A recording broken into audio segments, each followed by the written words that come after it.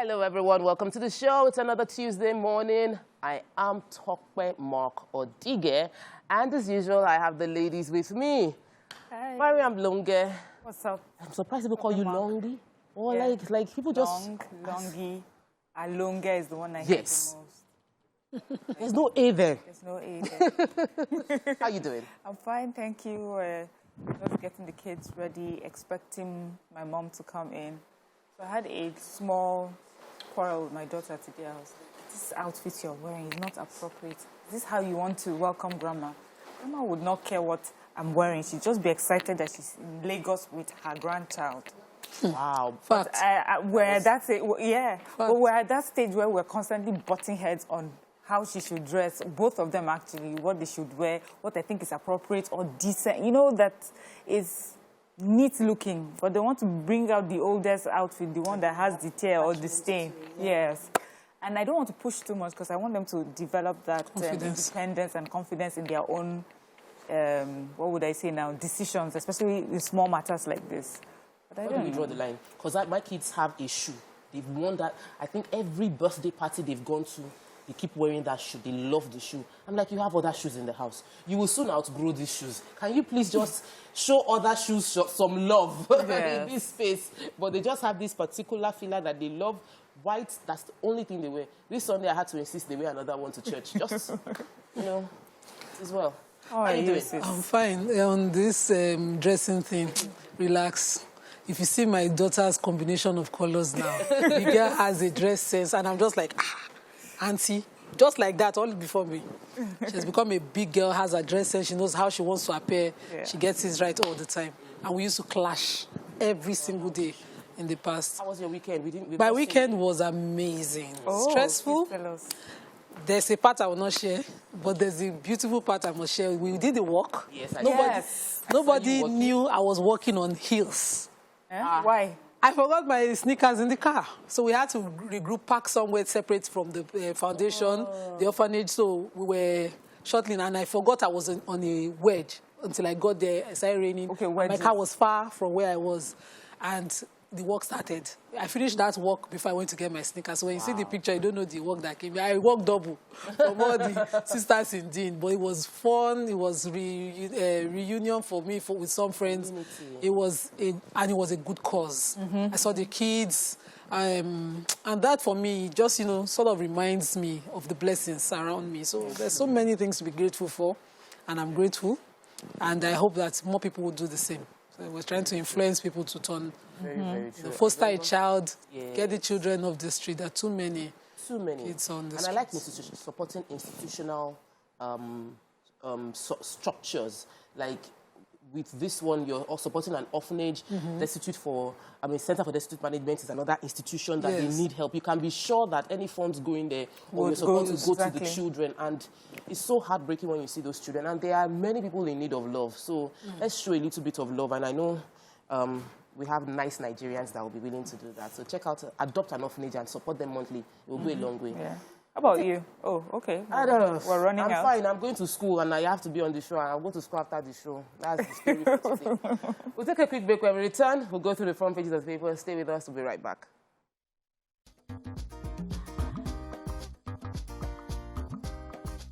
Stay tuned. Your View will be right back. Welcome back to the show. We'll be starting front page review with The Nation. Major headline. PDP crisis. Setback for Atiku, Wike reconciliation. Another major headline. ASU declares total indefinite strike. State varsities not under obligation to implement federal government agreement with union. Votes for capital project unlikely in budget 2023, says Finance Minister. World Bank excludes Nigeria from $315 million food security cash. Court declines government's request to extradite Ebbaken to the U.S. I am here for higher calling, says Tinubu. Gas-powered buses for use on Marina Aja-Ekpe routes. Ifa, not Oyomesi, will pick new Alaafin, and Shekarau returns to PDP. So what are we starting with? ASU striking? Yes, sadly. So ASU at the NEC meeting, an emergency NEC meeting yesterday, that's the National Executive Council of ASU. They've resolved that this rollover strike is not effective, so they've declared it indefinite.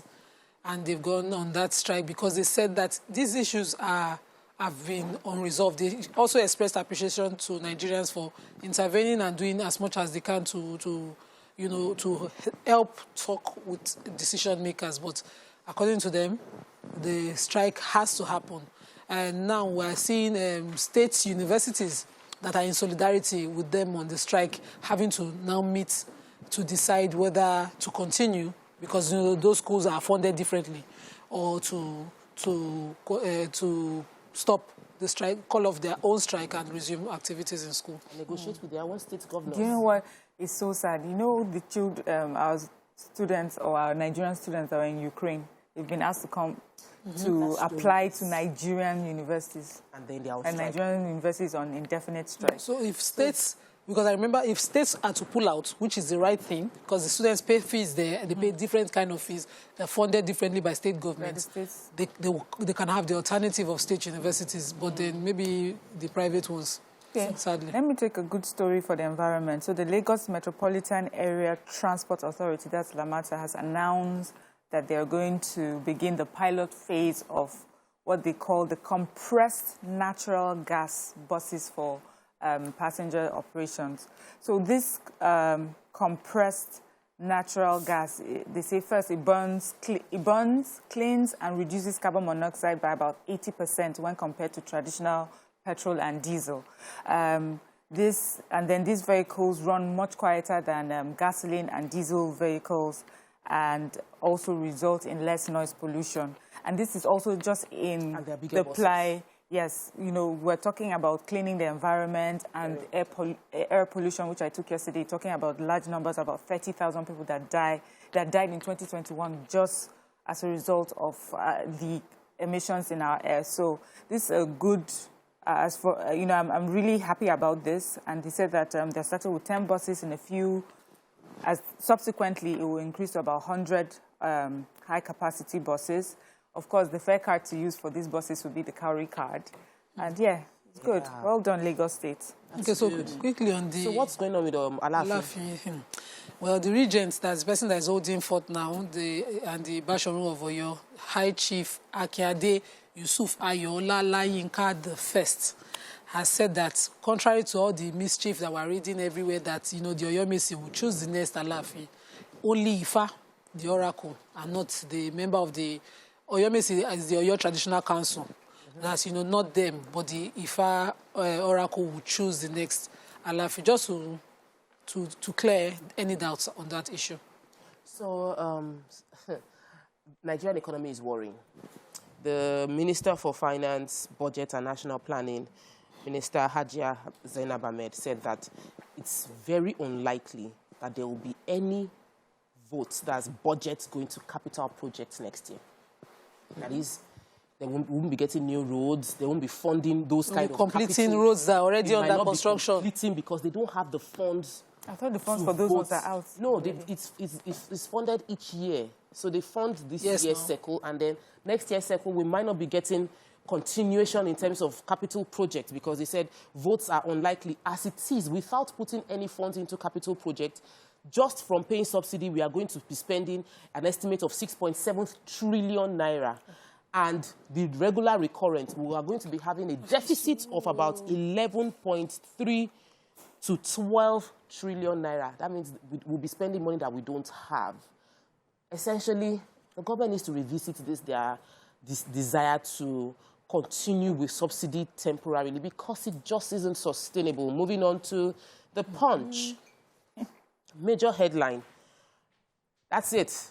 19.7 trillion budget proposal with a 12 trillion naira deficit worries federal government.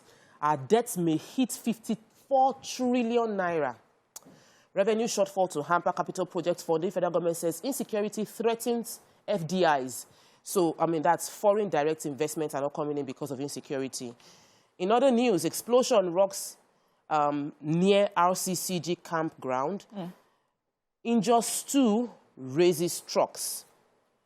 ASU declares indefinite strike, plans increased media engagement. 6 out of 10 doctors leaving Nigeria. The National Association of Registered Doctors laments. Wike vows to name candidates planning looting. Work for Atiku's victory. Shekarau urges his supporters. Court stops Kyari's U.S. extradition. Police plan fresh screening for protesting constable. Man arrested for stealing 15-year-old child in Lagos. Generator fumes allegedly kills Enugu groom wedding guest.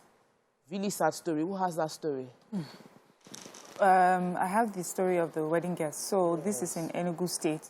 The area is a community, they say, Akutara village, Adani community in Uzo, Wani local government area of the state. So there was a wedding party, they all had fun at the venue, and then they moved on from the venue to the residence where this sad event happened. And overnight, it's alleged by eyewitnesses that there's a generator that they kept on the veranda, which obviously is close to the windows where they were all sleeping. And they believe that they may have inhaled the fumes that came out of the generator. Yes, unfortunately, the groom passed, and there are 8 other people in hospital as of right now. Wow, such a sad story. We keep talking about these things. We need to be conscious of the air we're breathing in. Some are so used to breathing carbon monoxide, they don't even understand when it is consistent over a long period of time. This kills people. We need to be careful with generators. We'll take a quick break. When we return, we continue with Front Page Review. Please stay with us. We'll be right back.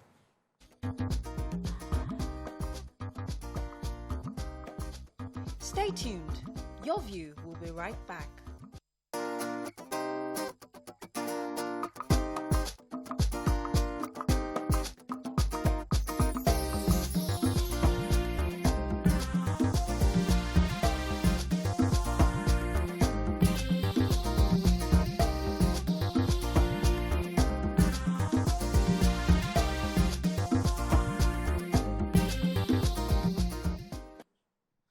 Thanks for staying with us. So we're still reviewing the front pages of the newspapers, and we're in the Punch. Nima, want to take the story about the explosion? Was reported online as redemption camp, but thank God the name of the gas is Axela Gas Company. It's a gas plant, and the explosion happened just close to that site. I like that major newspapers are giving us accounts with pictures and, zeroing exactly what happened there so that people don't go around spreading false news. But that explosion happened, and, LASEMA responded, all our other agencies immediately responded, and we have it stamped. So, we'll keep on reiterating these stories. We must not get tired, because it seems some of our leaders have gotten so used to hearing us saying it, we will not stop saying it. 6 out of 10 doctors are leaving Nigeria. Thank God. 6 out of every 10 doctors. So as it is, we have 12,000 resident doctors in both federal and state tertiary health institutions in the country. And the National Association of Resident Doctors is saying that many of them, over 50% of them, are leaving. The NMA president, Dr. Uche Ujima, in an interview said, from 1960 till date, the medical and dental in Nigeria has released over 80,000 doctors in Nigeria, and some of them, very few of them, are practicing within Nigeria. About 20 to 25,000 are practicing outside Nigeria. We have a responsibility, and leaders must sit up on this thing. The only reason people are leaving is because things are not working for them here. And if you provide that enabling environment, people would stay. Do you have another story to take here? Wike. Oh, yeah. Governor Wike was just saying that to Nigerians that, he was at the event of commencement of the construction of internal roads at, in Obio, Akwa local government area of the state. And then he was just saying that he was talking about politicians generally. He says there are some politicians that really what they want to do is, put themselves together to gain leadership so that they can come and loot our country. And then he says he's in a privileged position to know who these people are, and in due time he will let I guess his people of Rivers State, know who these people are so that they can be careful as to how they cast their votes and what they do. But he knows these people. For me, is stop telling us what you know and in due time. Just tell us who they are and why, and then let us hear them defend themselves. Because because it just looks like it's a political game. You're waiting until the iron is hot and then you drop it. They won't drop it eventually. He's bargaining with his opponent. So whoever has any skeleton will say, you know you're my party now, and they will come and resolve. So stop playing on our intelligence, please. If you know, say. If you don't know, if you don't want to say, keep quiet.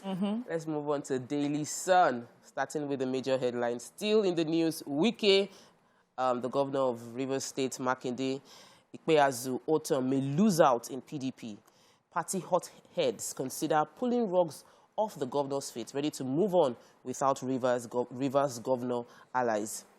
I'll expose looters. We've taken that story. Okada operators protest restriction. They cause gridlock in Ikeja. Again, has to extend strike. We've taken that. Court rejects federal government's request to extradite Abba. We haven't taken that story. Federal government unsure of capital projects. We've taken that. PDP strength swells in Kano as Shekarau supporters join party.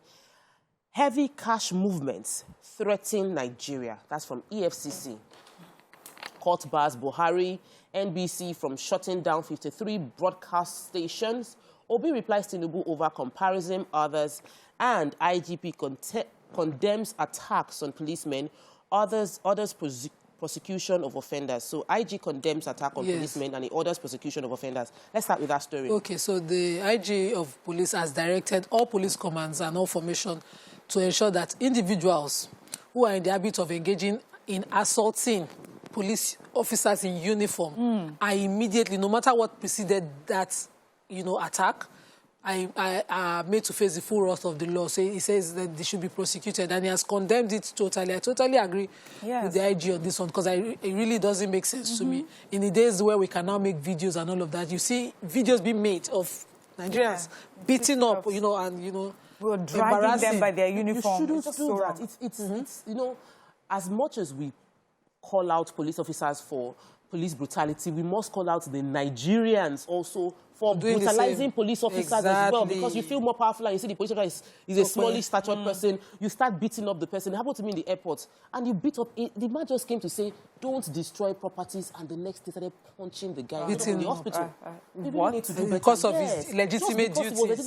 And imagine a crime happened there, you would need his help. Exactly. Other stories? Yes, other stories. So the Justice Akintayo Aluko of the Federal High Court of Lagos has stopped the federal government and NBC from revoking the licenses of 53 broadcast stations. I took this story last week, and these stations are said to have failed to renew their licenses or pay for the renewal of their licenses. So SERAP and NGE, that's Nigerian Guild of Editors, approached the courts, and the courts for them, they say that the court should, declare that what the federal government and NBC is planning on doing is illegal, and it violates the freedom of expression. Anyway, the courts have listened to them, but they've just adjourned the time that they would sit in court to discuss it till September 8th. I think that's the new date. So we'll see how this goes. But I know that on the side of SERAP and NLC also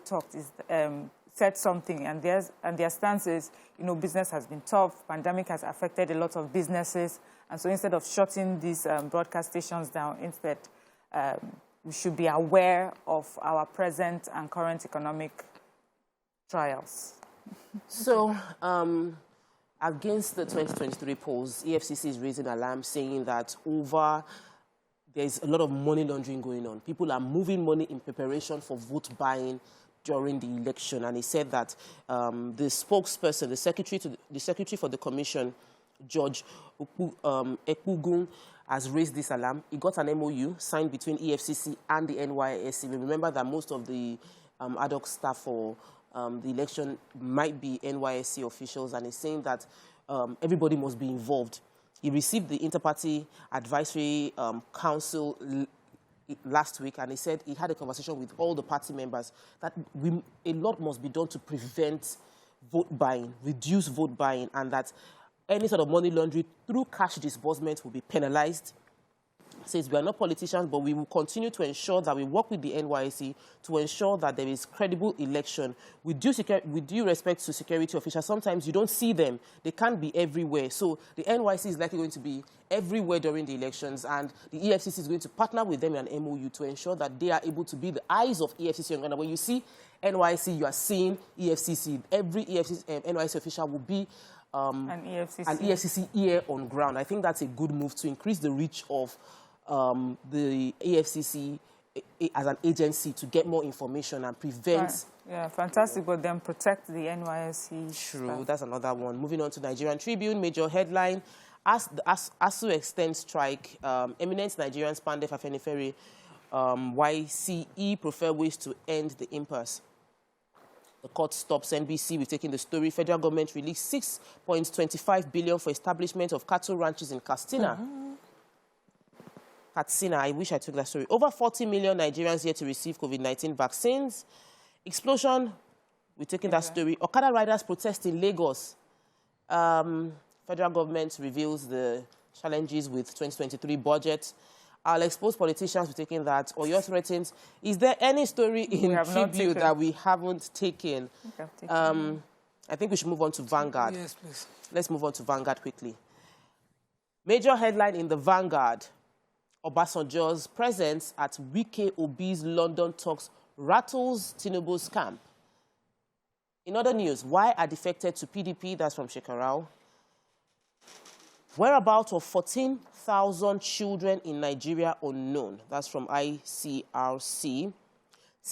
Insecurity, citizens' wrong perception dampens morale of military. That's from the CDC. Let's take the story of the ICRC? Yes. So the International Committee of the Red Cross, marking the International Day for the Disappeared in Abuja yesterday, said that 14,000 children in Nigeria, their whereabouts are unknown. They were reported missing, but till date, never found, and nobody can ascertain where they are completely.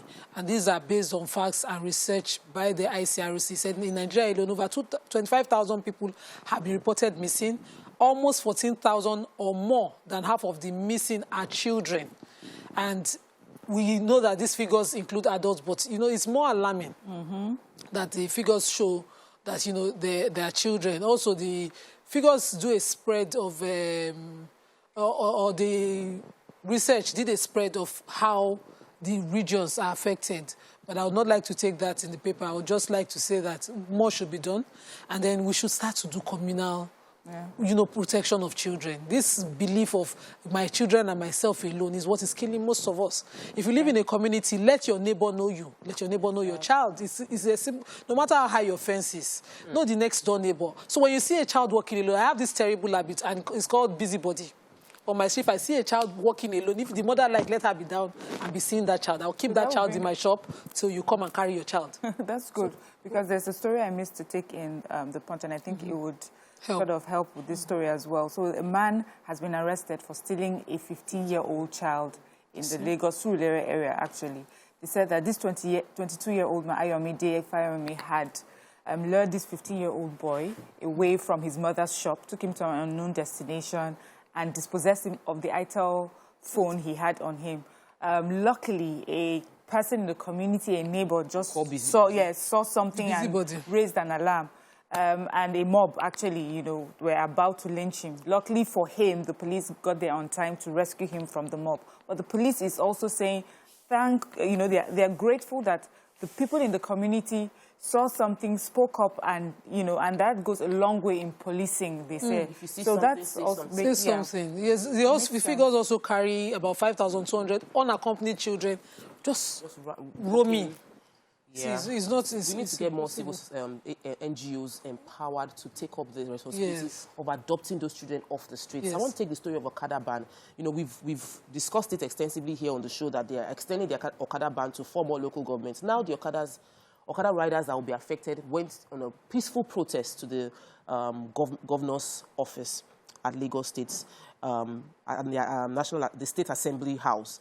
And the spokesperson, whose name, his name is Adeboyega, is the Zone S chairman of Okada Riders in charge of chauffeur, Comrade Adeleke Adegboyega, a.k.a. Big Boss. He came and he said that this new ban will affect about 20,000 Okada riders who have minimum of 10 family members depending on them, and that this move, they are pleading. I read it over and over again. It was a plea that please don't extend this ban because it will affect too many people whose livelihoods and their families depend on the source of income they come from them. The part I did not understand, though, is that he said people will resort to crime. Why? Why would people lose their job and resort to crime if they are not already criminals? Maybe he's talking when he's talking about opportunities for work, because I feel legal that work and if you are not a criminal, you will not resort to crime. You will find another. God forbid the hardship. I think he's making a point. So let's get them engaged otherwise. Yes. So your government is displacing them. Since the government now has the number of people that are being affected, let them engage them to get them something else to do. That's the point. So that we don't get them resorting to crime. But I'm happy they had a peaceful protest and we didn't just have a mob action. Yes. You don't worry about the headline in Vanguard. We have come to the end too. We have come to the end. That's all we can take of front page review for today. When we return, there's a story. We started the story yesterday, but we found out that what we took yesterday was just a tip of the iceberg. Something worse even happened in another state entirely, and we'll be digging deep into the story today. So stay with us. We'll be right back. Stay tuned. Your View will be right back.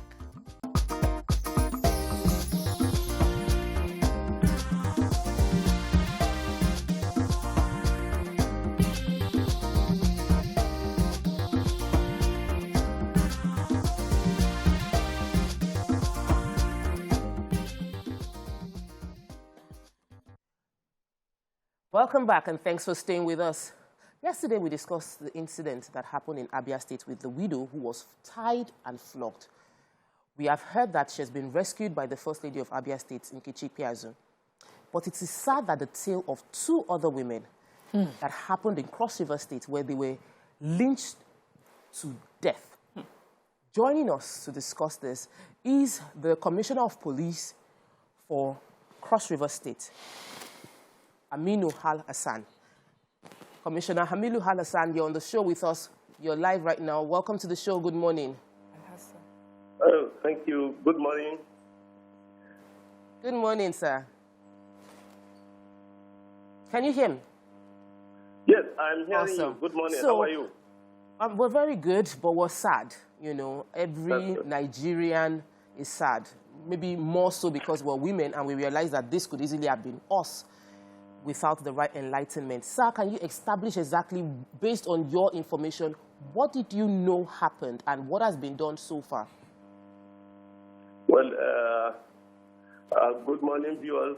Though we're not seeing each other, but the information is not really long. A woman in one village, Boje community in one of our areas in Cross River State, complained to her son, or maybe just make alarm to her son. His son is also one of the youth leaders in that community. She makes allegation that one of the women who are working for the church, who are even preparing the church, that was on Saturday, preparing the church against Sunday, has bewitched the mother. And that is what caused the whole thing. The boy or the man mobilized his own friends, youth, and everybody. They went and started beating the woman. And even another woman that is with her was not spared. This one is in a very remote community, very far from even the local government capital. So in the end, these people were lynched. It was after the death, after the incident, that we come to know of the matter. So right now, as I'm talking to you, some arrests have been made because the two community leaders who we suspect must have sanctioned that one. The woman who made the superior allegation has been arrested. Thank God. The boy whose mother now informed him or maybe alerted him of this unfortunate incident is on the run.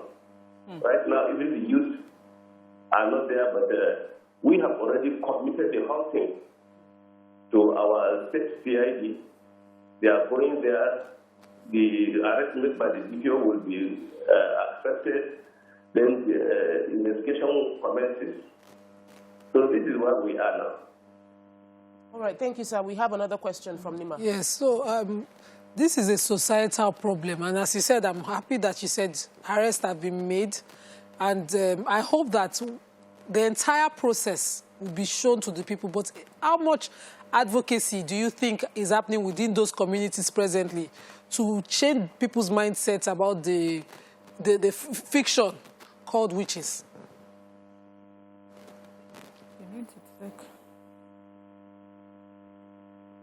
Did you hear the question, sir? No, the thing is off air. Please let me hear the part of it. Okay. So Nima was asking that what advocacy is going on ground concerning how to deal, because it's a thing that has happened. Enlighten people. Yes, enlighten people about this thing called witchcraft and how we're dealing with it.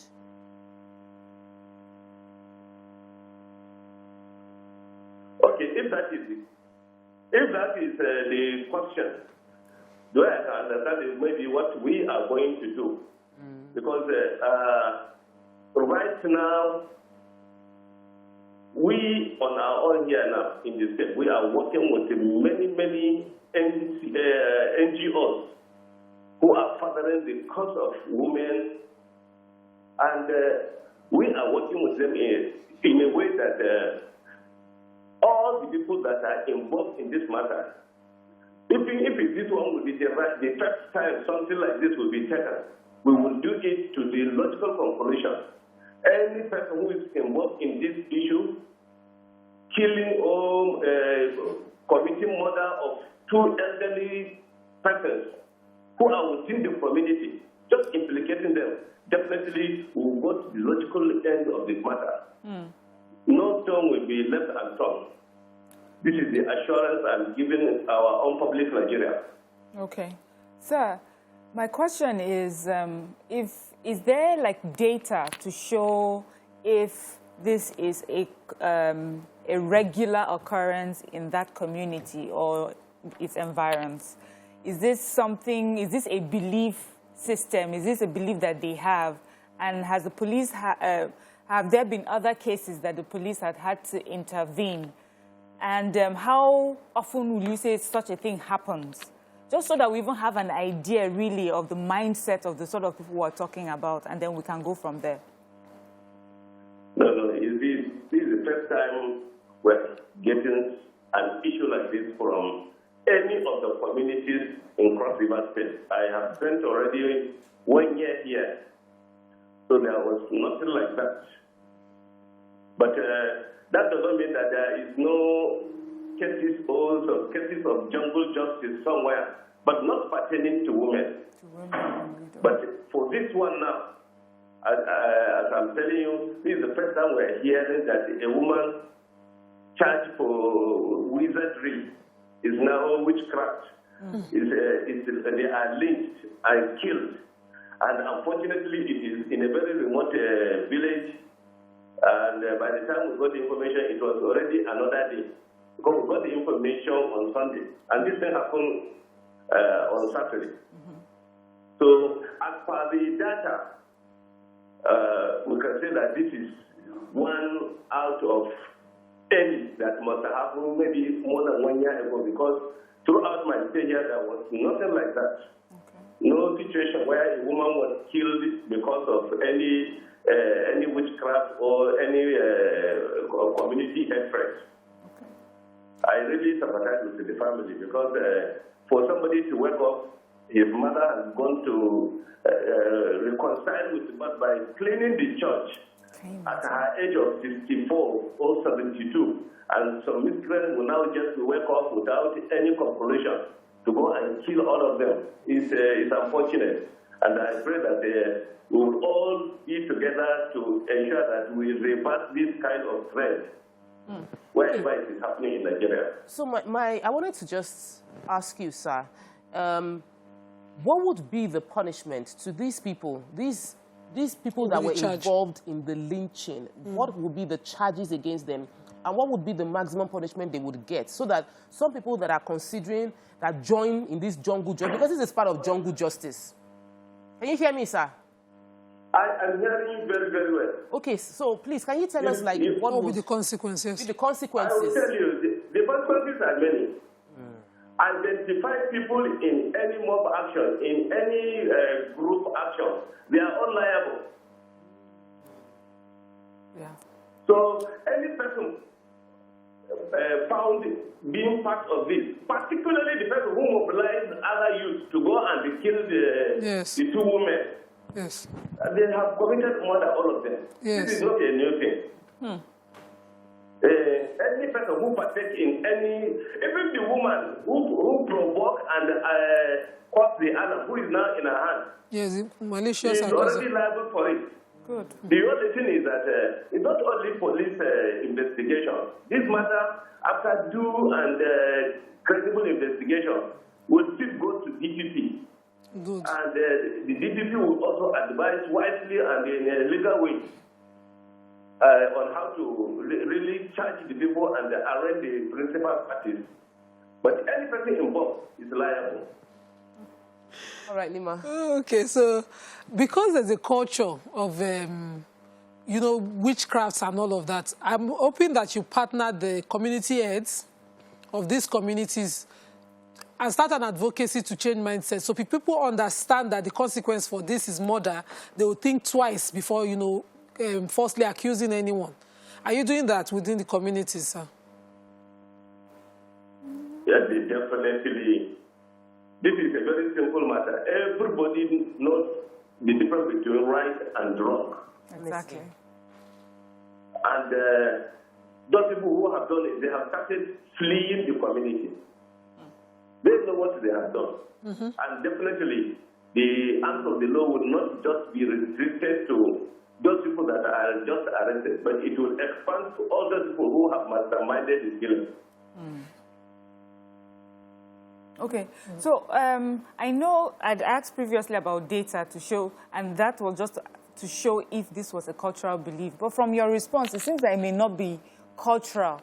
Could it be just an opportunistic, you know, event?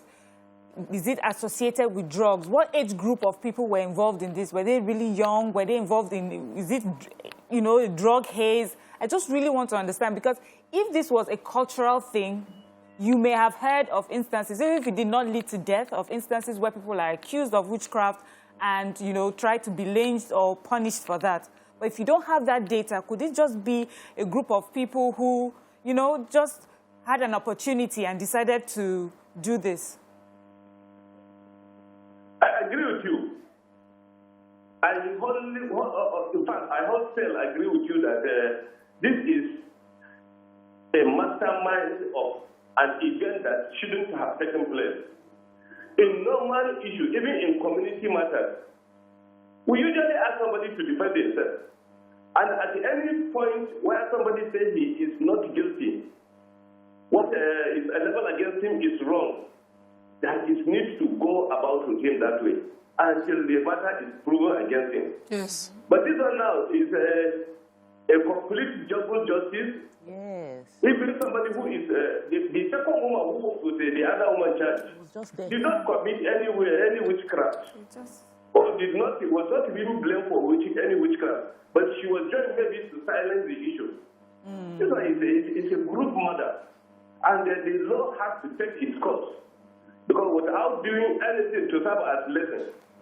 In fact, even if it is traditionally observed or agreed, then that one will even justify arresting the chiefs. Because we have the chiefs, the two chiefs of the two communities, they are all there.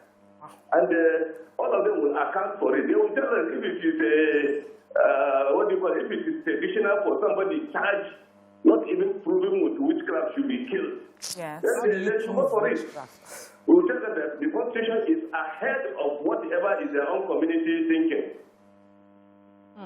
Okay, sir, there was a very important question that Mariam asked concerning the age range and if they did this under the influence. We know that some people when they are under the influence of some drugs, their reactions are not normal. It might help if you will let us know the age range of the people that were involved in the lynching, and if, based on investigation, were they under influence or it was just cold-blooded murder?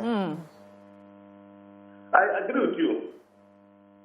I agree with you because it's only when we arrest the people who will know whether they were involved in any drug addiction or they were under the influence of any sort of drug. But right now, the people who have arrested is only the woman and the two chiefs. And definitely all the people involved will be arrested. As I'm talking to you, the team has already left. They are already almost reaching there because from Calabar to that place is another long distance. But the DDO has maintained the community so that there will not be any outrage, and if there is any suspicious movement of escape, we can make a further arrest. But as I'm talking to you now, all is going well. Okay. We have to do our work. We have to display what we can do to ensure that similar incidents of this matter will not take place again. And any person who is saying, he will know that what has happened to the other people who had done it before.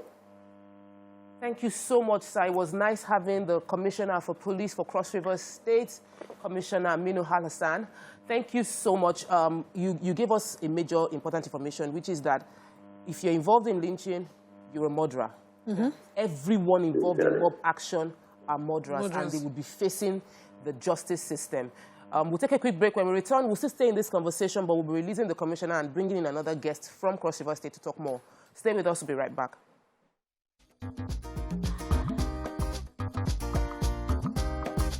Stay tuned. Your View will be right back.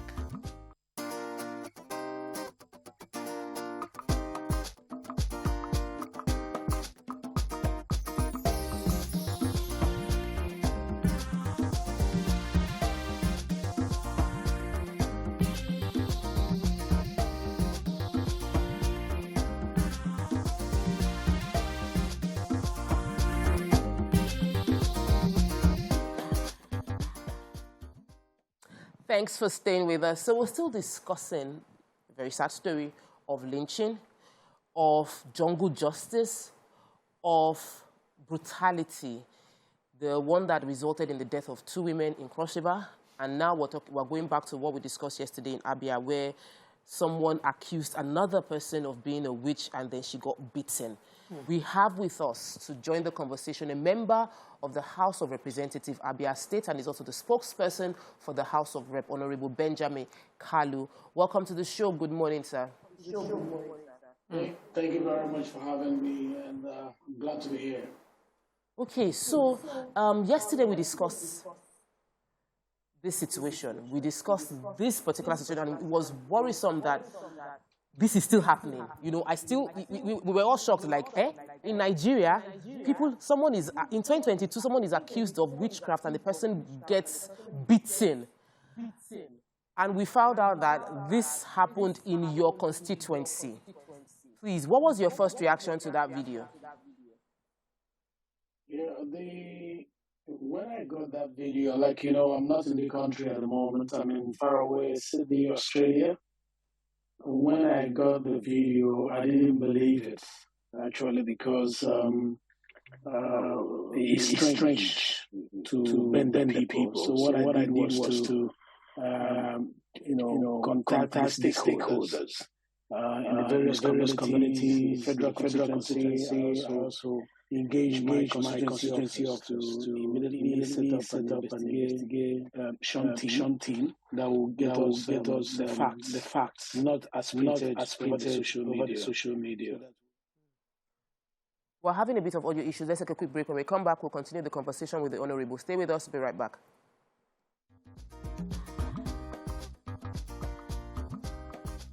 Stay tuned. Your View will be right back.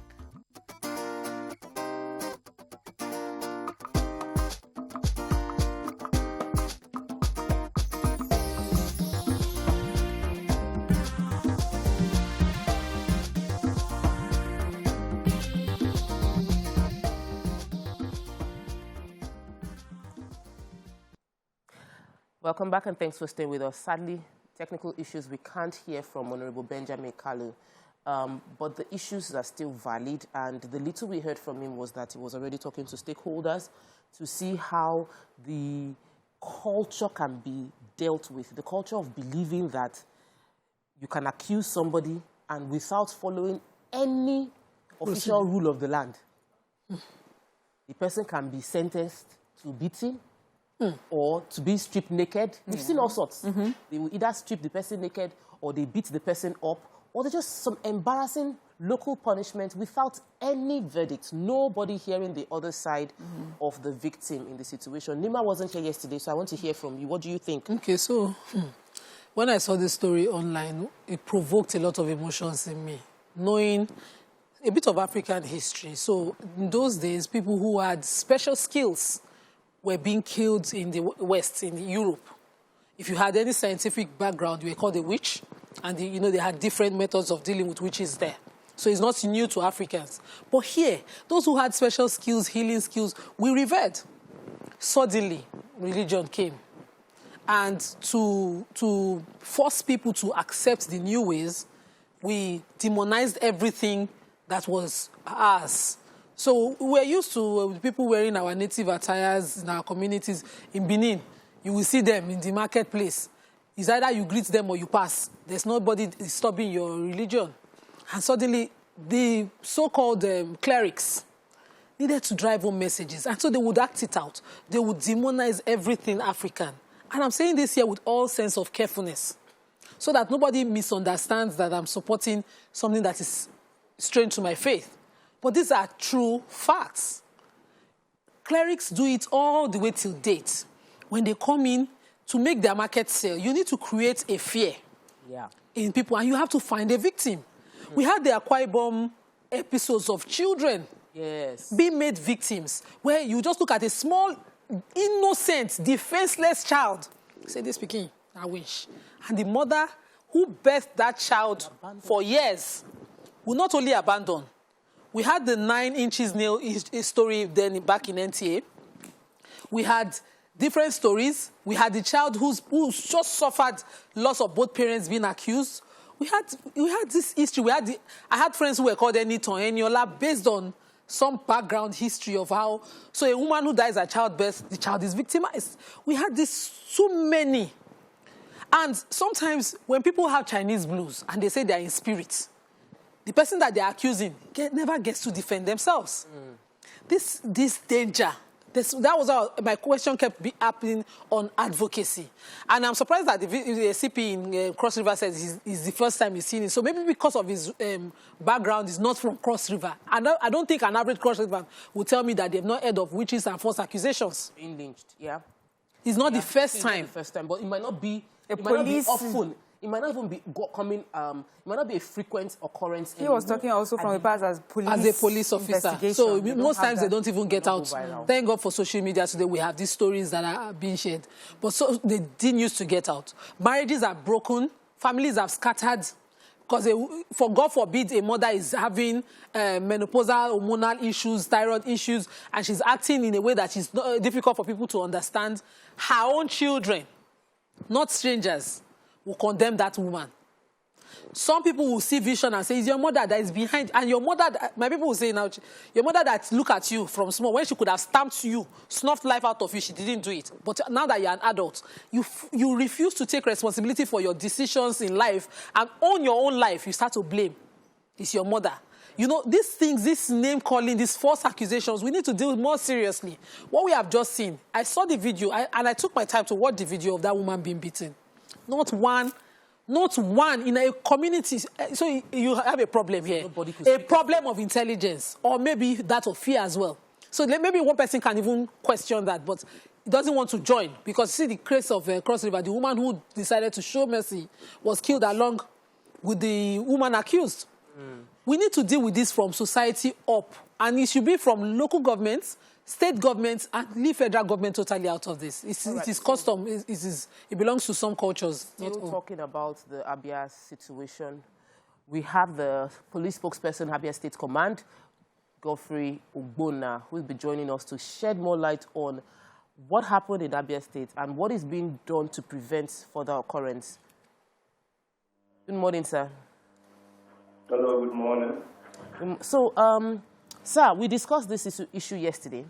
We have discussed a bit again today, and our conversation is just, it's appalling to believe it's still happening, but it did, where someone is accused of witchcraft and jungle justice was meted out on the person in form of beating. We've had jungle justice meted out in form of lynching. We've had jungle justice meted out in form of being stripped naked and made to walk around the market Made square. to drink corpse water. Or made to drink all sorts of things. So my question to you, sir, is based on your what has been done concerning this situation in Abia State? We know that they said the First Lady of Abia has stepped into the situation. What is the update concerning this situation in Abia? Thank you so much. First and foremost, any action of jungle justice is condemnable. Whichever way it is being meted out, it is condemnable. Every human being has his or her right to life. And so anyone taking out somebody's or sniffing out somebody's life from him or her is doing an evil which is condemnable under the criminal code. In the case of a certain woman, one Amarachi Okechi of Amebu Autonomous Community in the local government area of the state, that is being alleged of witchcraft. Truly, what really transpired, though this matter has not been officially reported to the police, but from the news making the rounds, she is being suspected that she was responsible for the death of her husband through witchcraft. And the youth of the community now gathered and picked up this woman, held her, and subjected her to some barbaric conditions, like tying her hands to her back and flogging her mercilessly, losing sight of the fact that she is a mother to some people.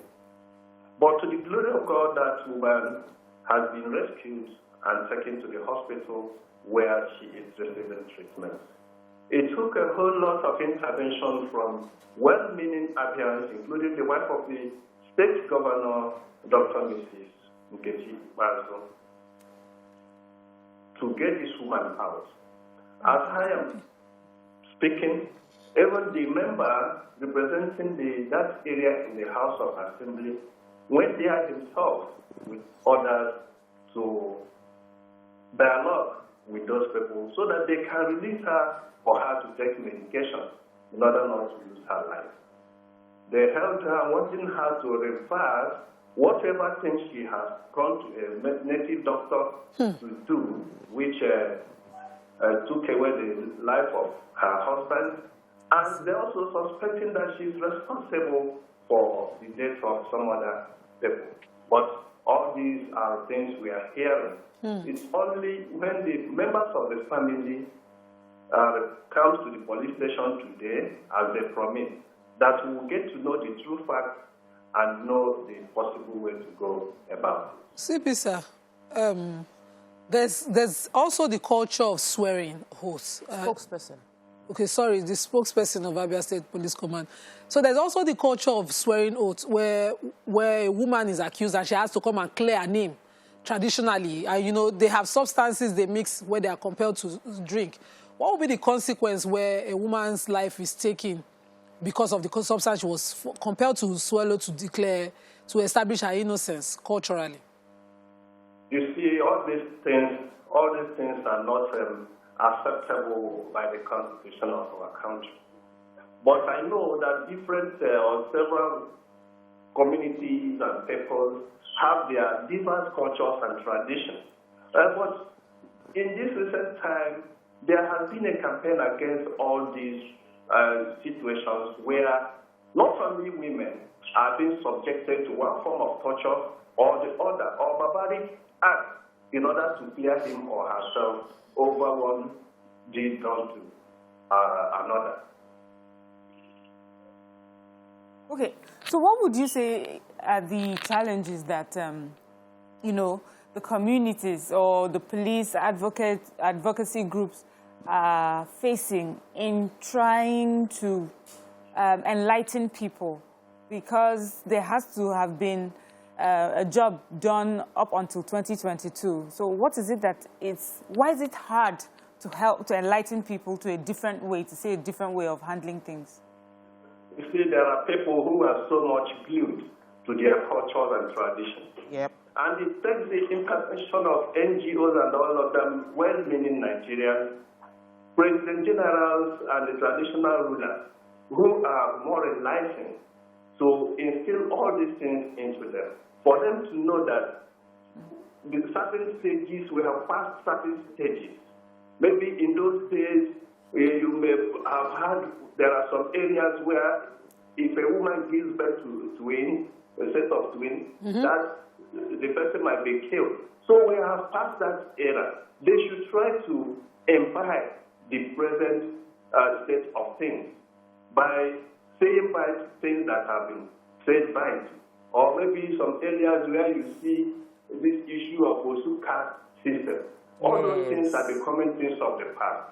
Religion has come in. Let us imbibe what the religions have brought to us in order to stop any form of barbaric act or treatment on one another. So that let them know truly that people are entitled, or that there's what we call human rights. Human rights. It cuts across every person. So let them not see it that is limited to a particular set of people. It is for every person once you are a human being. So because you raised the issue of religion now, what will you say about religious inciting of, you know, the accusations in the first place, where a cleric, so-called, is the one accusing a family member of being at fault or being responsible for the travails or trials that one of their family members is going through, just to win them into his fold or her fold, and then starts that inciting treatment? Let me even add to that. That is why we want people against accepting religions that, even though they're entitled to, you are entitled to whatever thing you want to worship. But you look well before you live. Because I know there are certain people in certain religions that incite all these things. But let them know that dialogue, call whoever that you feel has erred. Let the person clear him or herself, giving fair hearing, not just trying to intimidate, subjecting that person to any form of ill treatment. Yes. Instead of doing that. There are many ways, like this issue now of rescuing this woman. It took dialogue. It took dialogue to rescue her. So dialogue goes a long way in resolving some issues. So I wanted to harp a bit on Nima's question, in that if a religious leader, a community person, in the case of this story, a fellow housewife, a fellow wife married into the family, points accusing finger, and then it leads to lynching or jungle justice, or some form of barbaric activity against the victim, what would be the action carried? What would be the case against the person who incited it? So whether it's a religious leader or any individual, or a family member, you pointed finger and the person ended up dead. What will happen to the person assaulted? There are what we call parties to an offense. Parties to an offense. If there is any such thing, all the people who are responsible, who played one role or the other in the commission of that act, will have their own cases to answer. So the best thing is for all and sundry to avoid anything capable of resulting in such jungle justice. Okay, so that brings relief to us. So I would like to know, in this case in Abia State, how many arrests have been made by the police on this issue? I told you that today the people are coming to report officially to the police. It is the report they will give to us that will help us to know how to go about the people that committed the act. Okay. All right, we'll take a quick break. When we return, we'll still continue with this conversation, and we'll be having the Honorable back on the show. So stay with us. We'll be right back. Okay.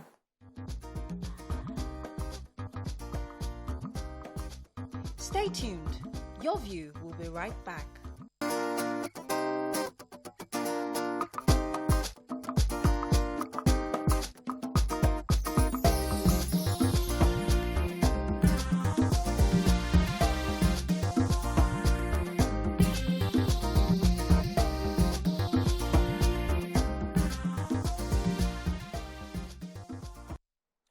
So we're still discussing the situation in Abia State where a woman was accused of witchcraft, tied and flogged.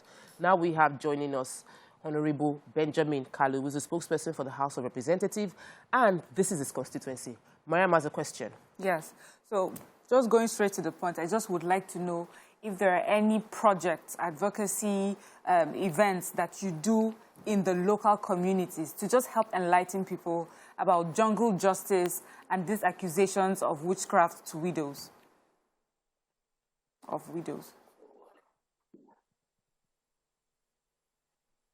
he didn't hear me. Did you hear the question, sir? Yes, thank you very much for having me. Just on Friday, last week, my office, through the constituency office in Bende, organized a women empowerment program that also brought in men and youths together to educate them on some of these issues on our culture.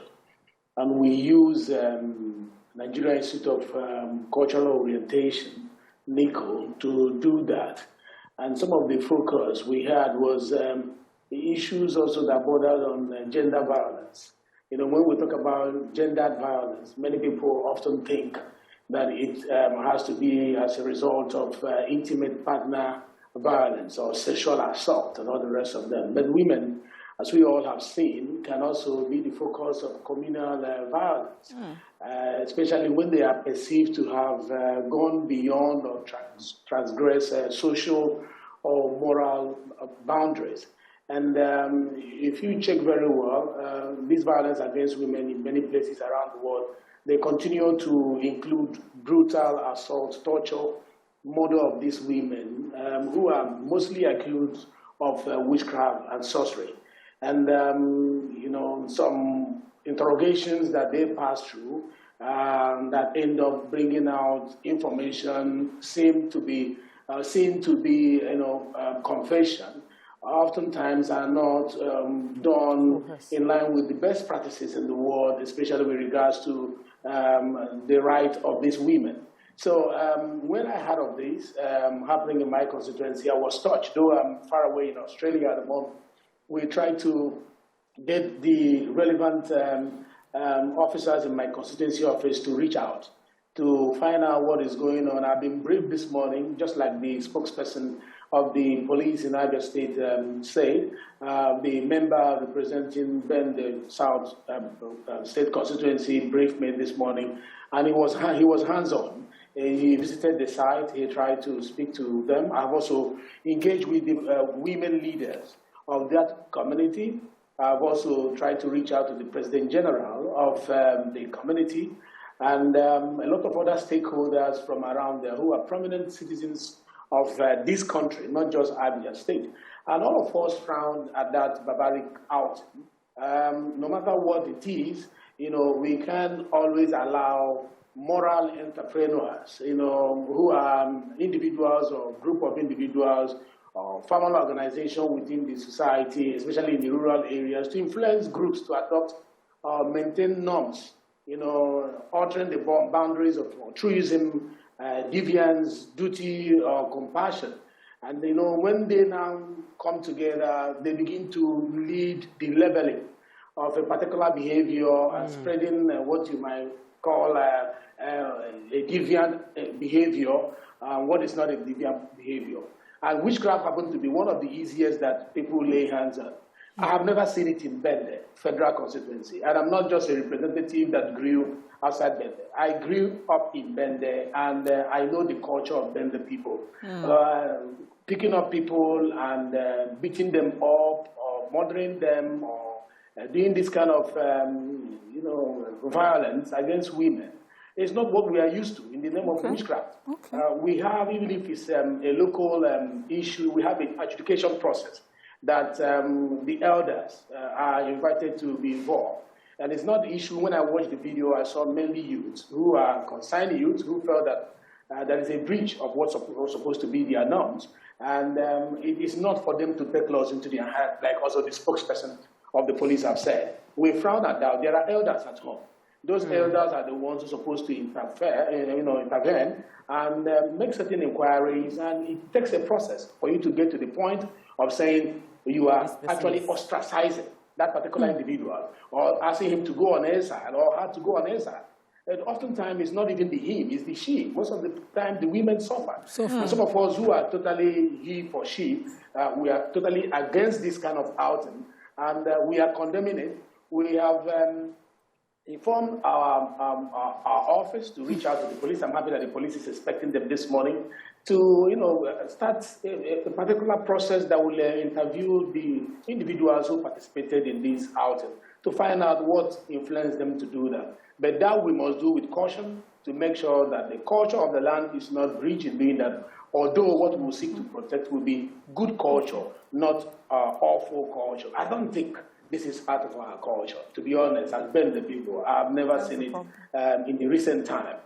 So it's strange to us. But we'll see what we'll do about it. And I want to thank also the wife of the governor of the state, who also stood up immediately and started doing something about it. That is what leadership is all about. And all the women leaders are also rallying around this lady and the other woman, another lady that is sick, that she was being accused as being the cause of the sickness, and that she confessed to that. Confession could be gotten through a crude means. We are going to look into such, verify, investigate that kind of confession to know whether it was coerced, whether it was under duress and all that. At the end of the day, we know justice is going to be done. But in Bende, we are not going to encourage this kind of barbaric outing, because we are advancing as a society. This is not the kind of cultures we want to sustain, if it is a culture, but I doubt it is. Honorable, please, I've always been a bit confused, because we have laws, and we must respect culture. But sometimes in the bid to respect culture, we might be doing things that are illegal, things that the laws are against. How do you, as the honorable representing your community, wanting to retain the culture of your people that you grew up with, but understanding that some of this culture might be against the law, how do you marry those together, that the justice is served and culture is preserved? And where are we going to let go of some cultures? Just like I said, we're only going to be allowing good cultures. And for some time in Bende, like I said, we have not experienced this kind of thing. Probably there is a moral panic, what sociologists call the moral panic, which is a widespread feeling of fear, which oftentimes is an irrational one, and that some evil persons or things threaten the value, the interest, the culture, or the well-being of the community or society. There is this moral panic, and once that moral panic is there, it will now arouse social concern over an issue. And most time, like I mentioned, it has to do with issues like this.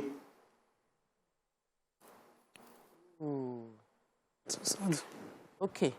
One of the things that Mariam had asked earlier, and the question we are all curious about, is what exactly did the First Lady of Abia State do? When we hear interventions, what does it really mean? Because it helps people that are in that state understand what is the capacity of, what influence can she push. And we don't want pity. We don't want pity. We don't want cash. We don't want to throw money at situations. And we don't want a temporary bandage. Especially that. We want people to, we want this to be it should cause a chain reaction, that there will be a systemic process to ensure that no other woman will be coerced into confessing to being a witch, or if somebody is a witch, Does our constitution recognize witchcraft as a crime?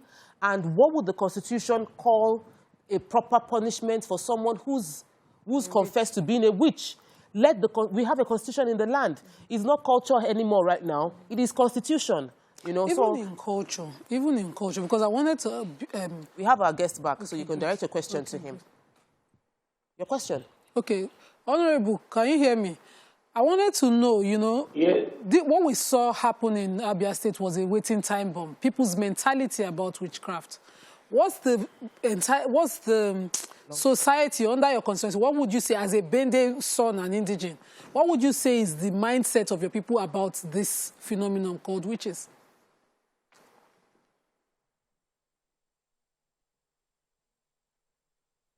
The mindset of Bende people, the people I've interviewed, if you can hear me, they are against this kind of inhuman treatment to women. We are proud of our women, we love our women, and we always seek to preserve our women, and our culture preserves our women. Our culture protects our women. So it is a deviant outing for women to be beaten mercilessly, publicly, the way we saw it. It's embarrassing to all of us. I can assure you that we're not going to take it lying down, because we have laws in this country. We don't need to make any new law. The law is against inhuman treatment. So we're looking at prevention. So we are going to activate the... We're looking at preventing things like this. So my question is the mindset of the people. So it will be damaging. It will be a bandage approach. If the First Lady herself believes that, you know, some women are witches, and then she's intervening in this incident itself. I'll take your comments after this. The human treatment is bad, but then the phenomenon is fiction. Yeah, so let's take a phone call. We have Olariwaju who's called in from London. When we get Olariwaju's opinion, then we go back to the Honorable to answer the question Nima raised. Olariwaju, welcome to the show. Hello, good morning, ladies.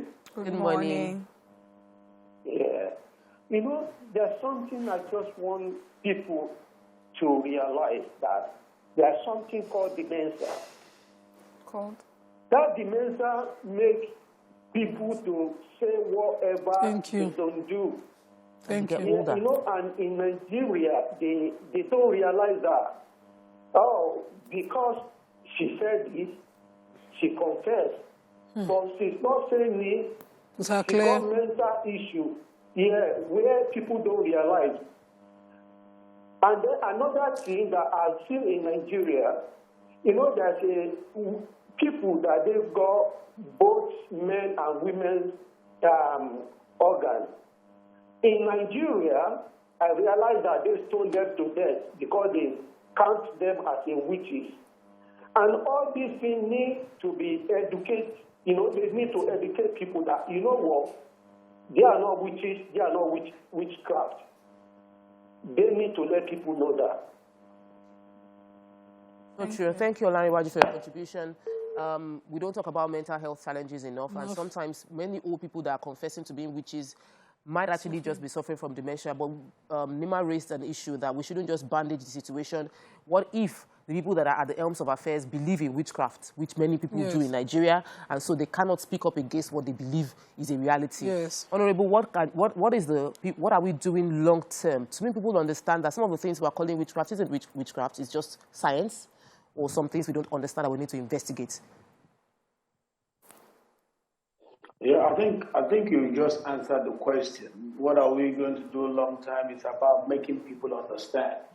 You know, to change the orientation of people from what it used to be to what actually the age of science has provided for us as solutions.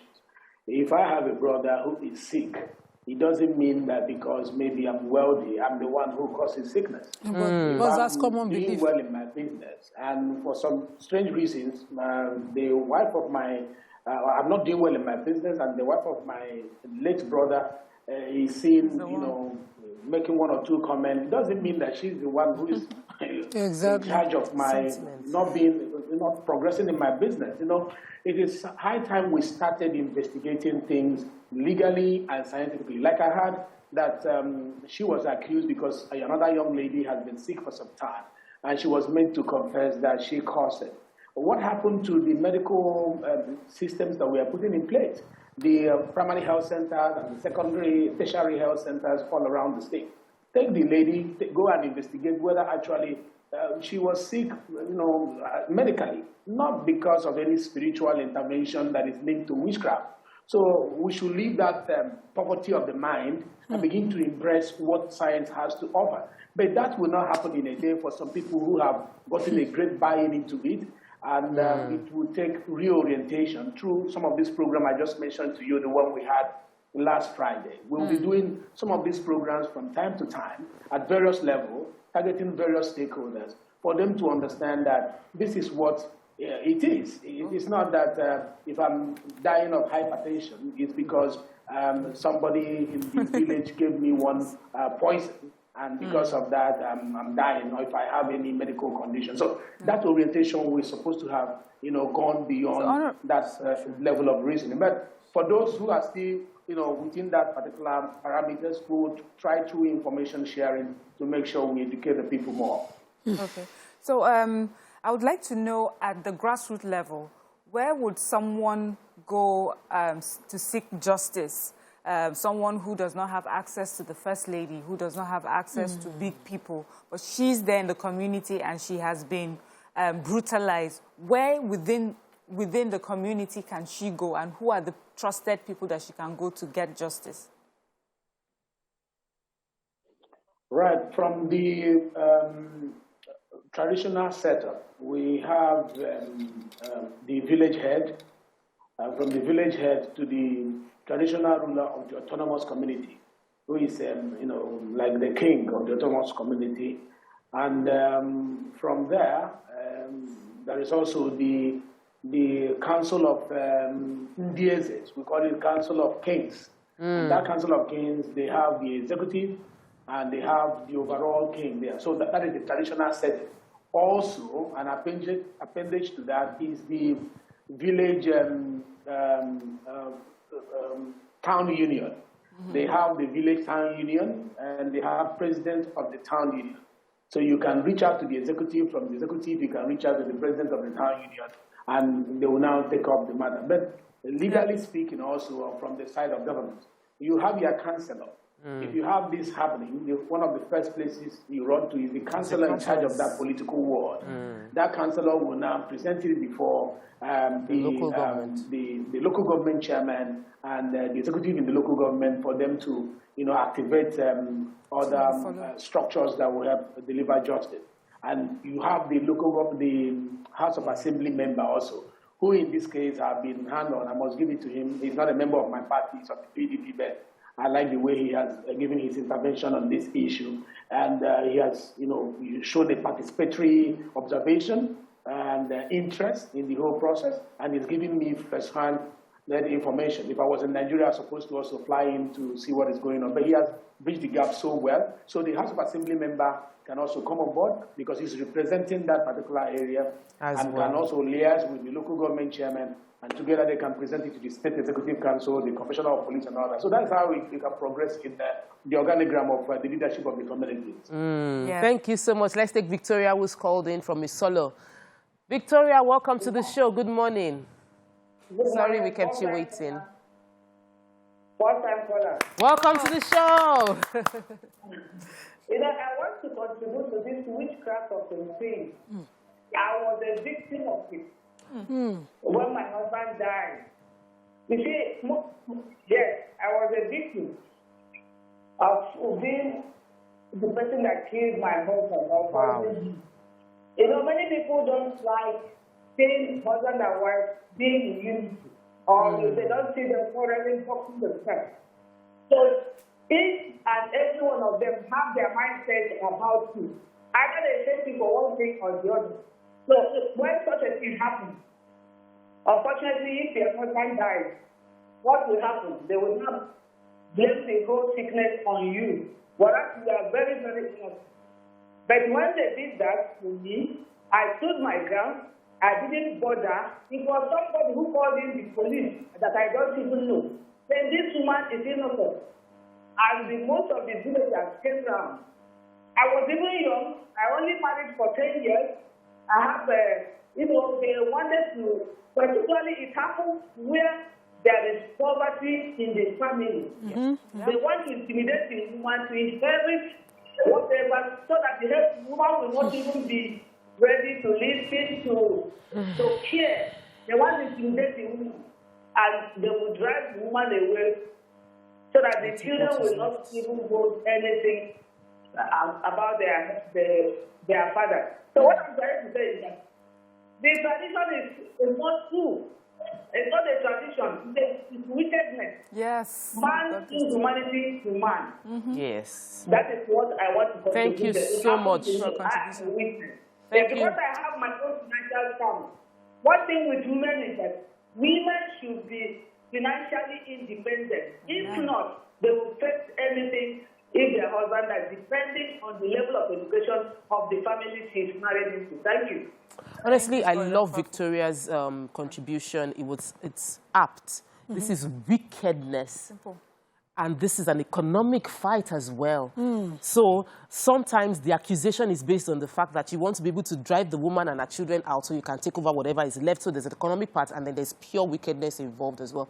Thank you so much, Honorable. Ma'am, we wanted to get clarity on something. Yeah, I just wanted to... The reason why I asked for where, someone who needed justice, where they will go to within the community, is also to ask you if, of the people you have mentioned, are these people that you trust, are enlightened enough, educated enough to deal with issues like this? That was where I was heading with that.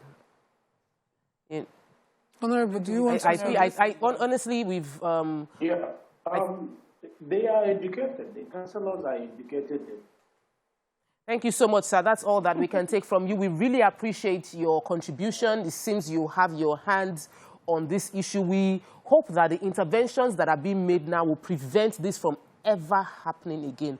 This is 2022. We have so much information at our fingertips. We shouldn't be hearing story of witchcraft and somebody lynching somebody or people beating up another woman because you're trying to carry out jungle justice. But we're happy that everybody is working quick to resolve this issue and prevent future occurrence. Also, we want to appreciate all the other guests we've had on the show. We would like to take more phone calls. We'd like people to call in and give their perspective. Victoria's opinion was really personal and apt, and we'd like other people within that community who's experienced this to also call and share their opinion on how they were able to resolve this. Yes, we have some tweets. Yes. Bill Case says, this is just insane. Government shouldn't turn a blind eye to these cultural issues because it could degenerate into and snowball of crisis across the states. In this age, some people have turned to witch catchers, taking law into their own hands. That's so barbaric. Emeka says, everyone involved in this act should be made to face the law, something you can't prove. It's in the same Abia that family claimed the belongings of relatives irrespective of his marital status. So you see the case where persons are accused just to gain access to property. You know, somebody sent me a message and said that he does not agree with what the Honorable said, that the Honorable said that it doesn't happen, they appreciate women. That's not true. That what he knows about Abia is not that they appreciate women. So I guess... He's saying that, yes, it's a problem of mindset. The belief in witchcraft is fueled by exaggerated tales of what witches do, if they exist, are capable of. The imported religions have helped, but they've also worsened the situation because you have the wrong person interpreting the books and trying to create this savior salvation mentality. And for me, I think the way to solve this is not to pretend that we don't know these beliefs exist, but to have to work with the stakeholders, those traditional rulers on ground, and open their eyes to how we can deal with this in a sane way, in a better way, and they should understand the consequences and repercussions of jungle justice. There's also this... Unscripted says, I once saw a video of a young man beating up his mother because a man of God, a God of man, said she is a witch responsible for his poverty. He said, I remember that I have watched this in Nollywood movies also. Now, wow, which is a place of Nollywood movie. We have a phone call. Welcome to the show. Good morning. Everybody. Hassan, welcome to the show. This is a very serious matter. Serious. It is. I'm neither here nor there. You see, this issue of jungle justice, it has to do with this justice delayed, justice denied. People are losing confidence in our justice system. That is why you see people taking laws into their hands.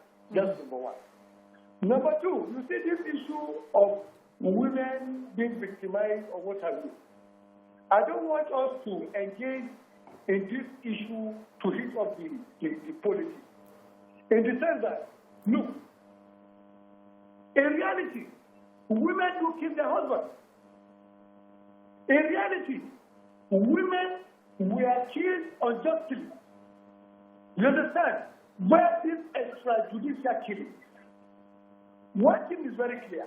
Let us be in the middle and have an objective understanding of situation. Let the government be up and doing. Let everybody be okay in the society. Good morning. So I hear Hassan. He's saying that we should be objective. We established this show in the beginning with the objective fact that investigations should be carried out. Yesterday, we mentioned the fact that autopsy should be carried out. We spoke about the fact that you must follow the rule of law, not one person's word against another, accusing someone of being a witch, and then you coerce the person, beat the person into confessing that they are witches. And that was why we asked, what exactly? It's not a witch. It's not witchcraft if a woman poisons her husband. If a woman poisons her husband, she's a criminal. She's a murderer, not a witch. So let us not label criminality in some under spiritual jargons. Because you water down the seriousness of the crime. So even Hassan would say here, would agree here that, just labeling, just the fact that a woman killed her husband and labeling of witches, even if they establish it, it doesn't mean that the village people should take the law into their hands. And, and deal with that woman. That woman should have a day in court. Fair hearing, what it does is that you establish every doubt as to any form of injustice and everybody goes home happy. Exactly. That's the most possible thing. I wanted to address another form of... Welcome to the show. Good morning, Adewusi. Come back to you. Yes. I'm very happy to get you people today. Good to have you. Topic you are discussing is very, very important and very sensitive. Very, very important and very, very sensitive. The issue here is this. If you accuse me of witchcraft and I have power to do and undo, before you lay hand on me to kill me, I will have do something. That is number one. Number two is this. This kind of thing called witch and witchcraft. In Britain, if you remember, if I will tell you correctly, every August, these people come together to celebrate. People go there to eat, drink, and wine with them. They don't kill anybody. They don't do anything to anybody. In our society, we should talk to our, like one of you mentioned, I don't know the person, whether it's Nema or Miriam. I've heard that our cleric people are contributing to this thing. Look, let us be sincere with ourselves. Have they ever caught somebody in the act of witchcraft or wizard? So done this or that. Please, we should try and educate ourselves. Killing people unjustly, finishing people unjustly is very, very wrong, and it's barbaric. Thank you so much. We're completely out of time. Just 1 second. So there's also the belief of certain disabilities. So a dwarf, an albino, these cultural beliefs around innocent human beings for the way their nature is wrong. So this advocacy is beyond. We need to change mindsets. It's been an amazing show. And I think that we take this responsibility very seriously on your view to reorientate people and change the way we think. Culture evolves, and I'm happy that all the callers we had, as well as the stakeholders from the House of Representative member, as well as the commissioners for police in Cross River and Abia State, reiterate the importance of education and pushing the right narrative. Juggle justice is wickedness. Let the justice system follow, let the rule of law be followed to the letter.